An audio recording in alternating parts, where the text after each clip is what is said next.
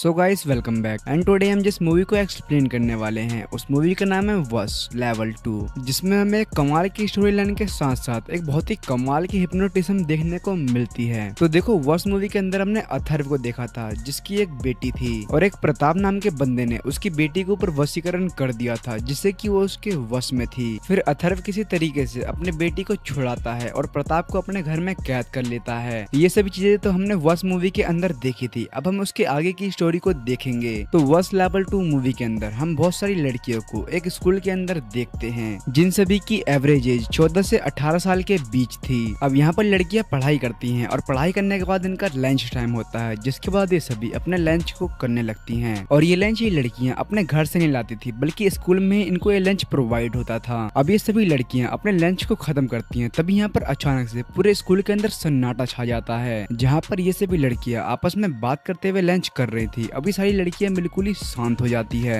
अब इस चीज को देखकर टीचर्स वगैरह भी हैरान हो जाते हैं कि आखिर क्या हुआ, ये सभी लड़कियां अचानक से क्यों शांत हो गयी। अब कुछ देर के बाद ही यहाँ पर एक लड़की बेहोश हो जाती है और तभी यहाँ पर एक बंदा आता है। अब इसके बाद हम स्कूल की छत पर 10 लड़कियों को खड़ा हुआ देखते हैं, तभी उनमें से एक लड़की वहाँ से कूद जाती है और ये सभी चीजें एक मैम देख रही होती है जो कि भागते हुए इस लड़की के पास जाती है, लेकिन अब तक वो मर चुकी थी। और वो ऊपर देखती है तो वहाँ पर 9 लड़की और थी, जिसके बाद वो भागते हुए छत पर जाती है। अब तक सभी लोग उस लड़कियों को और टीचर को देख रहे थे ताकि वो उनको बचा लें, लेकिन टीचर जैसी लड़कियों के पास पहुंचती है वैसी लड़कियां बोलती हैं कि अगर आप मेरे पास आओगी तो मैं यहाँ से कूद जाऊंगी, क्योंकि ये सब हमें करने के लिए अंकल ने बोला है, इसीलिए आप मेरे पास मत आना। अब टीचर उससे पूछती है कि कौन अंकल। अब वो लड़कियां टीचर से बोलती है कि हमें अंकल ने बोला है कि 3 बजे यहाँ से तुम कूद जाना, इसीलिए हम 3 बजे का वेट कर रहे हैं और हम अंकल की बातों को नहीं टाल सकते हैं। अब तक यहाँ पर पीछे से वॉचमैन भी आ गया था और वो एक लड़की को पकड़ लेता है ताकि वो नीचे ना कूद पाए, लेकिन वो उसको हाथ छुड़ाकर नीचे कूद जाती है। अब कुछ ही देर में यहाँ पर 3 भी बच जाते हैं और ये सारी लड़कियां ऊपर से कूद जाती हैं और सभी की मौत हो जाती है। अब यहाँ से सीधा सीन शिफ्ट होता है अथर्व के घर पर, जहाँ पर हम अथर्व को देखते हैं जो कि अपनी बेटी से बात कर रहा होता है। यहाँ पर उसकी बेटी पिछले 12 सालों से यहाँ पर व्हील चेयर के ऊपर बैठी हुई थी, क्योंकि प्रताप ने जो वशीकरण किया था वो 12 साल के बाद भी यहाँ पर नहीं टूट पाया है। यहाँ पर उसकी बेटी पिछले 12 सालों से ना कुछ बोल सकती थी, ना ही कुछ देख सकती थी और यहाँ तक कि ना ही कुछ वो महसूस कर सकती थी, सिर्फ और सिर्फ वो व्हील चेयर के ऊपर बैठी रहती है। अब इतने देर में न्यूज पर उन 10 लड़कियों के बारे में भी खबर आ रही होती है, जिसको देखकर अथर्व समझ जाता है कि ये वशीकरण का काम है, इसीलिए वो गुस्से में जल्दी से अपने सीक्रेट रूम के अंदर प्रताप के पास जाता है और उससे पूछता है कि क्या वशीकरण की विद्या और भी किसी को आती है, जिस पर प्रताप हाँ में अपना सर हिलाता है और इससे वो बिल्कुल ही शॉक हो जाता है और उसको यहाँ पर बहुत ही गुस्सा भी आता है। यहाँ पर अथर्व को इस बात का पूरा अंदाजा था कि ये बात कितनी गहरी और कितनी संगीन है, क्योंकि उसने इन सभी चीजों को पहले भी देख लिया है जो कि उसकी बेटी के साथ हुई थी। अब इधर इस स्कूल की प्रिंसिपल मीडिया के सामने आती है और सभी को सभी बातें बताती हैं कि मरने से पहले वो लड़कियां किसी अंकल के बारे में बात कर रही थी कि वो अंकल ने उसे ये करने के लिए कहा है, और इसके तुरंत बाद वो लड़कियों ने वहाँ से कूदकर अपनी जान दे दी। अब इधर स्कूल में पुलिस वाले आते हैं जहाँ पर वो सभी से बात करने की कोशिश करते हैं, लेकिन कोई भी लड़की उससे बात नहीं करती है। तभी उनमें से एक लड़की बाहर आती है और बोलती है कि ये सब उनको एक अंकल ने करने के लिए कहा है और अंकल ने ये भी कहा है कि जब भी यहाँ पर पुलिस वाले आएंगे उनको प्रताप को ढूंढने के लिए कहना है, और आपने अब से पहले जो भी चीजें देखी है वो तो सिर्फ एक ट्रेलर था। अगर आप ये प्रताप को नहीं ढूंढोगे तो यहाँ पर सारी के सारी लड़कियां पूरे देश में हंगामा कर देंगी। अब उस अंकल नाम के कैरेक्टर ने इन सभी को पहले ही बता दिया था कि जब भी एक लड़की पुलिस वाले को प्रताप को ढूंढने के लिए कहेगी उसके बाद से तुम्हें इस पूरे के पूरे जगह पर आतंक मचा देना है और सभी लोगों को जान से मार देना है। और होता भी ऐसा ही है, जैसी उस लड़की ने प्रताप को ढूंढने के लिए पुलिस वालों को कहा वैसे सभी की सभी लड़कियां पागल हो जाती हैं और सड़क पर जाकर सभी के ऊपर अटैक करने लगती हैं और उन सभी को जान से मारने की कोशिश करने लगती हैं। ये सभी लड़कियां कई सारे लोगों का एक्सीडेंट कर देती हैं तो कई सारे पेट्रोल पंप्स को भी उड़वा देती हैं। अब ये न्यूज अथर्व सुनता है तो उसको रियलाइज होता है कि अगर उसने कुछ नहीं किया तो यहाँ पर बहुत सारी लड़कियों की जान जा सकती है, साथ में कई सारे आम लोग भी मारे जाएंगे। अब इन सभी तबाही के बाद आधा से ज्यादा लड़कियां स्कूल के अंदर वापस आ जाती हैं और वहीं पर बैठ जाती हैं। अब यहाँ पर पुलिस वाला उन सभी लड़कियों से पूछने की कोशिश कर रहा था कि आखिर तुम सब किस अंकल के बारे में बात कर रही हो, तुम मुझे उसका नाम, हुलिया या कुछ भी बता दो जिससे मैं उसको आइडेंटिफाई कर सकूं। लेकिन ये सभी उससे बोलती हैं कि अंकल ने हमें कुछ भी बताने से मना किया है। इसके बाद लड़की उससे बोलती है कि तुम्हारे पास सिर्फ प्रताप को ढूंढने के लिए 15 मिनट ही बचे हैं और उसके बाद सभी की सभी लड़कियां अपने आप को जान से मार लेंगी। अब ये सुनते ही पुलिस वाले यहाँ पर हैरान हो जाता है और तभी यहाँ पर एंट्री होती है अथर्व की।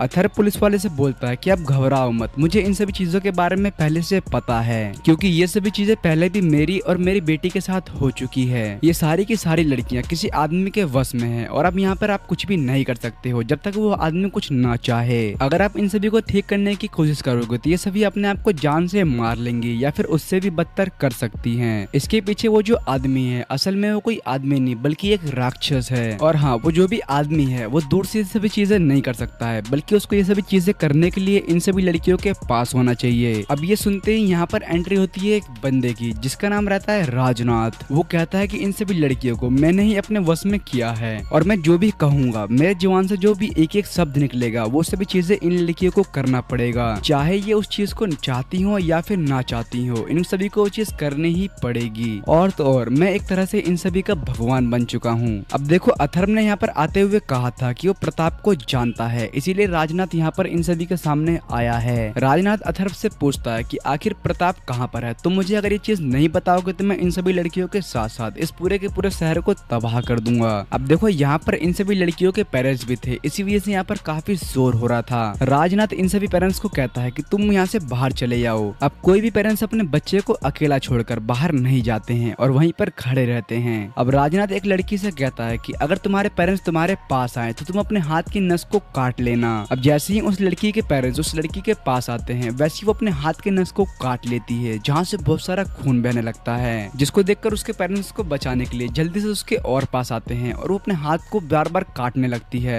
और उसके पेरेंट्स उसके हाथ को पकड़ते हैं। तब तक उसका बहुत ज्यादा खून भी बह जाता है और इसी वजह से कुछ देर के बाद उसकी मौत हो जाती है। अब इस चीज को देखकर पुलिस वाले को गुस्सा आता है और वो अपने गन निकाल कर राजनाथ के ऊपर पॉइंट कर देता है। तभी एक लड़की आकर उसका गन छीनती है और उसको बहुत ही बुरी तरीके से मारने लगती है। अब इन सभी फाइट्स के बीच में वो पुलिस वाला बहुत ही ज्यादा घायल हो जाता है और उसकी हालत भी बहुत ज्यादा खराब हो जाती है। और इधर पुलिस वाले गन राजनाथ के हाथ में पहुंच गई थी, जिसको वो एक लड़की को देता है और कहता है कि अगर तुम्हारे 2 बार समझाने से तुम्हारे पेरेंट्स बाहर नहीं जाते हैं तो तुम अपने पेरेंट्स को जान से मार देना। वो लड़की ठीक वैसा ही करती है और 2 बार अपने पेरेंट्स को समझाती है और उसके पेरेंट्स वहाँ से बाहर नहीं जाते हैं, जिस वजह से वो अपने पेरेंट्स को गोली मार देती है। अब राजनाथ कहता है कि ऐसी तरीके से तुम सभी के पेरेंट्स को समझाओ और वो बाहर ना जाए तो तुम सभी को जान से मार देना। अब इस चीज को सुनते ही सारे के सारे पेरेंट्स क्लास के बाहर चले जाते हैं और अब इस सन्नाटे में राजनाथ और अथर्व आपस में बात करते हैं। अभी सारी की सारी चीजें राजनाथ ने अथर्व को डराने के लिए किया था ताकि वो प्रताप को उसका पता बता दे, लेकिन अब अथर्व उससे बोलता है कि ये सभी चीजें तू मुझको डराने के लिए कर रहा है, ये सभी चीजें मुझ पर काम नहीं करेंगी, क्योंकि ये सभी चीजें मैंने पहले भी प्रताप के साथ देख रखा है, इसीलिए तू मुझे ये सब चीजों करके डराने की कोशिश मत कर। यहाँ तक कि ये सारी की सारी लड़कियां अपने आप को जलाकर जान से मार भी दे तो भी मुझे उससे कोई भी फर्क नहीं पड़ता है, क्योंकि पिछले 12 साल से मैं भी एक राक्षस के साथ रह रहा हूँ जो कि तेरी ही तरह एक बहुत ही बड़ा राक्षस है और उसके साथ रह रहकर मैं भी तुम दोनों की तरह ही बन चुका हूँ, यानी कि एक राक्षस बन चुका हूँ। अब राजनाथ को अंदाजा होता है कि ये प्रताप के बारे में बात कर रहा है, लेकिन एक तरह से हम दोनों एक दूसरे की मदद कर सकते हैं। मेरी एक बेटी 12 सालों से प्रताप के वश में है और अगर तुम मेरी बेटी को प्रताप के वश से बाहर निकाल देता है तो मैं बिना किसी दिक्कत के तुझे प्रताप दे दूंगा।